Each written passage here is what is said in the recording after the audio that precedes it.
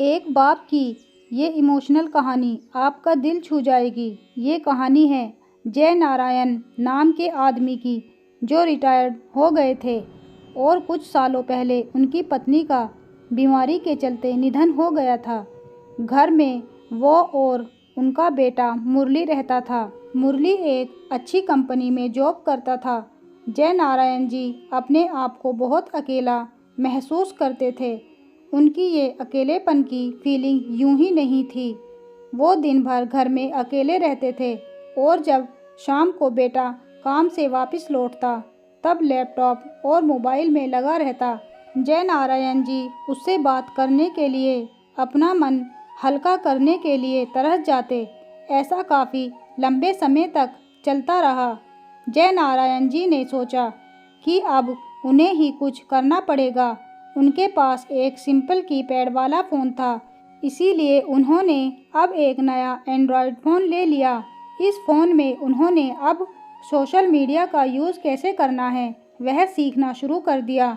शाम को जब उनका बेटा काम से घर आया तो उन्होंने उससे कहा, बेटा मुझे ज़रा सोशल मीडिया कैसे इस्तेमाल करते हैं सिखा दोगे?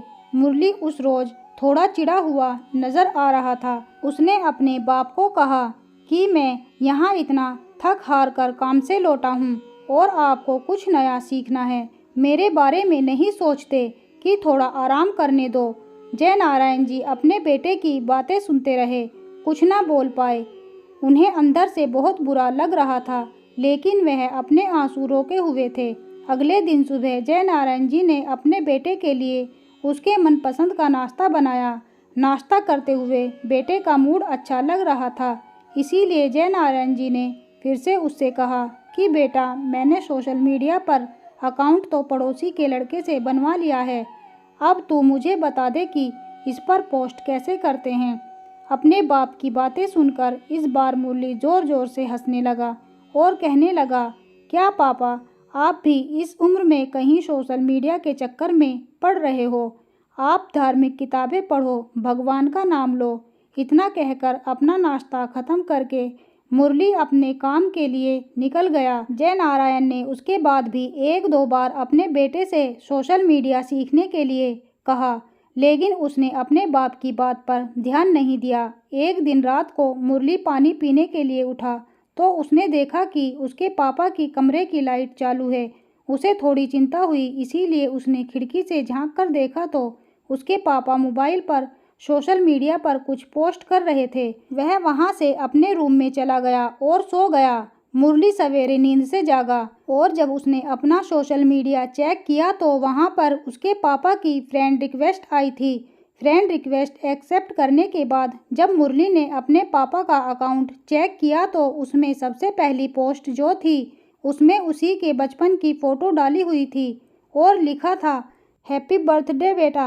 मुरली को अब रियलाइज़ हुआ कि क्यों उसके पापा सोशल मीडिया सीखने के लिए इतने पीछे पड़े हुए थे और क्यों यह काम उनके लिए इतना ज़्यादा इम्पोर्टेंट था। उसकी आंखें नम हो गई। वह सीधा अपने पापा के कमरे में गया और उनके गले लगकर उनसे माफ़ी मांगने लगा। दोस्तों, हम इन चीज़ों को ज़्यादा महत्व देते हैं जो कीमती हैं, लेकिन अमूल्य चीज़ों को अनदेखा कर देते हैं। माँ बाप और बाकी रिश्ते, इनको कोई भी कितनी भी कीमत देकर कभी खरीद नहीं सकता, इसीलिए इनकी वैल्यू करना शुरू करें। आशा करती हूँ आज की ये कहानी आपको ज़रूर पसंद आई होगी। अगर पसंद आई हो तो प्लीज़ हमारे चैनल को लाइक, शेयर एंड सब्सक्राइब करना ना भूलें। मिलते हैं नेक्स्ट वीडियो में, तब तक के लिए बाय बाय।